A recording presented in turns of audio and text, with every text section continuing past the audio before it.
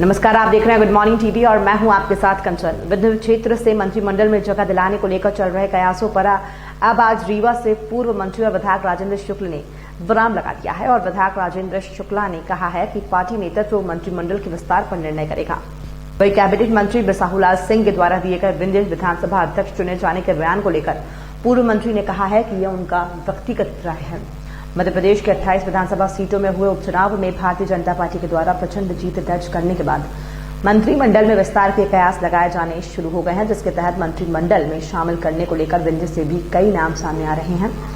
ऐसे में नेताओं की बयानबाजी भी शुरू हो गई है और क्षेत्र से विधानसभा अध्यक्ष चुने जाने को लेकर कैबिनेट मंत्री बिसाहुलाल सिंह ने बयान जारी किया है। इसमें उन्होंने कहा है कि विंध्य क्षेत्र से विधानसभा अध्यक्ष चुना जाना चाहिए, जिससे शीतकालीन सत्र में शीघ्रता से कार्य हो सके। वहीं पूर्व में रीवा जिले के देवतालाब विधानसभा क्षेत्र से भाजपा विधायक गिरीश गौतम ने भी क्षेत्र की रीवा, सीधी और सिंगरौली जिले की पैरवी करते हुए मंत्रिमंडल में जगह दिलाने की पैरवी की थी, जिसके बाद अब इन सभी कयासों पर विराम लगाते हुए मध्य प्रदेश कैबिनेट के पूर्व मंत्री और रीवा विधायक राजेंद्र शुक्ल ने पार्टी नेतृत्व पर भरोसा जताया। विधायक राजेंद्र सिंह ने कहा है कि मंत्रिमंडल विस्तार करने में पार्टी नेतृत्व का है और इस पर स्वयं शिवराज सिंह चौहान कार्य करेंगे। श्री शुक्ला ने कहा है कि विंध्य को रीवा से जोड़कर देखा जाता है, ऐसे में लोगों की आस रहती है कि रीवा से मंत्री बनाया जाए, लेकिन फिर भी पार्टी नेतृत्व का निर्णय सर्वमान्य होता है। जो है तो विधानसभा अध्यक्ष की मांग की है, उन्होंने क्या प्रतिक्रिया है?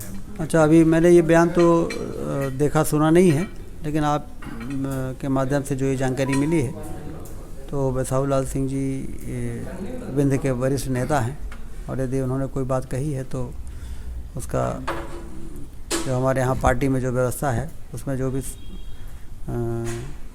आवश्यक संज्ञान है वो पार्टी हर पहलुओं पर विचार करती है, गुण दोष के आधार पर हमेशा फैसला करती है। तो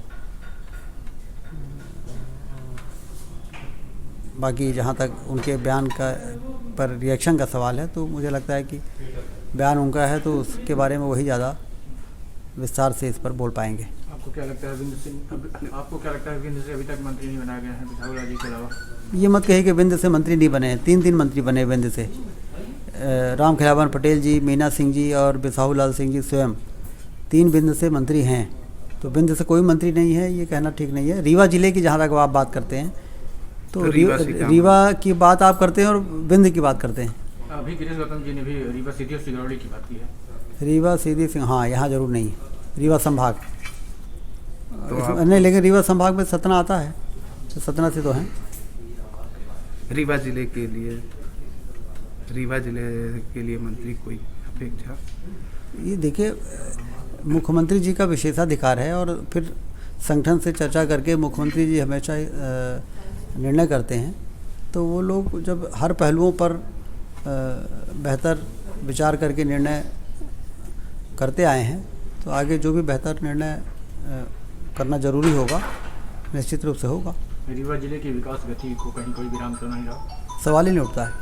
मैं शुरू से कह रहा था कि विधायक मंत्री से कम नहीं होते और आपने 6 महीने में देखा होगा कि जो भी काम कांग्रेस की सरकार में रुक गए थे, चाहे माखनलाल चतुर्वेदी विश्वविद्यालय हो, चाहे इको पार्क हो, चाहे बाढ़ सागर योजना का, बहुती प्रपात का, बहुती नहर का अधूरा काम हो, आपने अखबारों में देखा होगा उसका टेंडर निकल गया करीब 300 करोड़ का। तो जो भी कांग्रेस के ज़माने में विकास के काम रुक गए थे वो हमारी सरकार आते ही हम लोगों ने जोर लगा के और अपने अपने स्तर पर उसको शुरू करा दिया है। अब 1-2 साल बाद आप देखिएगा जब सारे काम पूरे हो जाएंगे तो जो अभी लोग कहते हैं कि रीवा बदल गया है वो पूरी तरह से अपने विकास के ऊंचाई को प्राप्त कर लेगा।